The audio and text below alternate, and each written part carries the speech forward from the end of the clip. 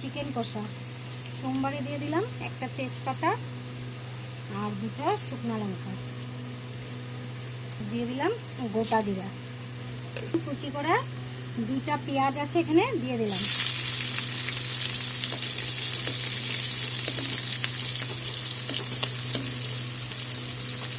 ভাজা হওয়ার জন্য একটু লবণ দিয়ে দিলাম।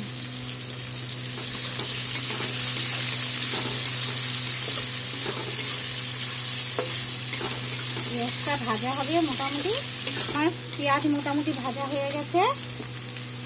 এখন দিয়ে দিব টমেটো, 2টা টমেটো নিয়েছি, 650 চিকেন আছে।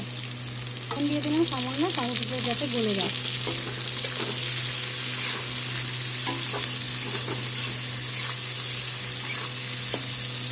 টমেটো পেঁয়াজ সব নরম হয়ে গেছে। 15টা কাঁচা লঙ্কা, আদা কিছু পরিমাণ আদা আর একটা বড় পেঁয়াজ পেস্ট করে দিয়েছি।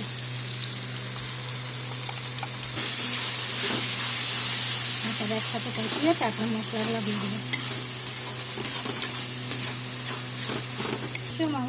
চিকেনের জন্য আমি এখানে 1 চামচ জিরা গুঁড়া, 1 চামচ ধনে গুঁড়া, 1 চামচ ঝাল লঙ্কার গুঁড়া, 1 চামচ কাশ্মীরি লঙ্কার গুঁড়া আর 1 চামচ হলুদ নিয়েছি।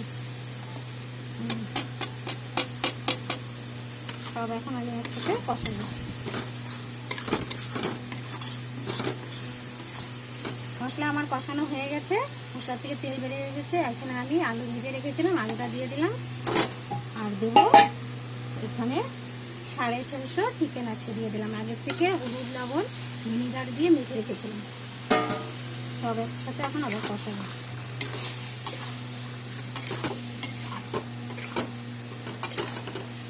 আর দিয়েছি 2টা টমেটো আর 2টা কুচি করা পেঁয়াজ আর একটা পেস্টে দিয়েছি।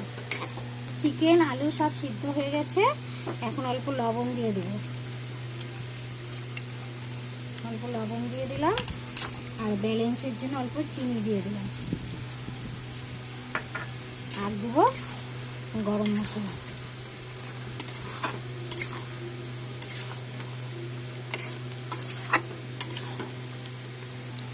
দিয়ে দিলাম গরম মশলা। আপনারা এভাবে বানিয়ে খাবেন, খেয়ে বলবেন কেমন হয়েছে। লাইক করবেন, কমেন্ট করবেন, শেয়ার করবেন। Thank you.